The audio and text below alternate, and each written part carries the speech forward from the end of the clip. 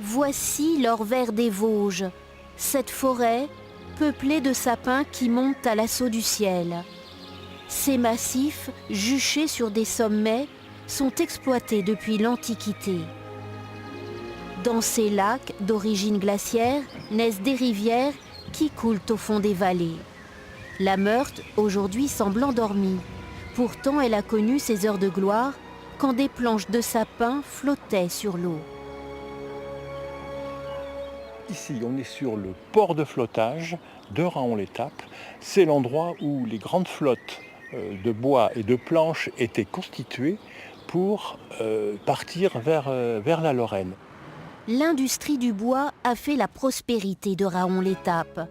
Dans la mairie, 11 tableaux racontent ce commerce florissant au XVIIIe siècle. C'est un riche marchand de bois qui s'appelait Nicolas Benoît Petit à la fin du XVIIIe siècle, vers 1770, lorsque la Lorraine va devenir française. Ce riche marchand de bois a l'idée donc de se payer une galerie de tableaux personnels sur laquelle il va demander à un peintre de mettre en valeur sa réussite sociale. Cet ancien forestier nous conduit vers celui qui a fait la richesse de la région, le sapin pectiné. Il faut attendre 120 à 150 ans pour le couper. Le sapin pectiné est l'essence reine des Vosges. Il est là depuis l'Antiquité. Il est exploité pour la qualité de son bois. En particulier, c'est du résineux qui convient bien à la charpente. Dans la majorité des cas, les massifs sont des forêts publiques, soit domaniales, soit communales. Elles proviennent essentiellement, après la Révolution, de la récupération de ces forêts sur les abbayes ou sur les nobles. Jusque dans les années 1950, il fallait toujours 2 bûcherons pour abattre un sapin de 45 mètres de haut. Ils se servaient de cette scie géante, un passe-partout.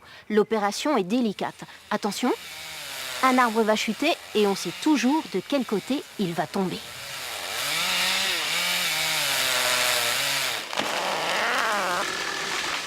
Une fois abattus, les sapins sont découpés en tronçons.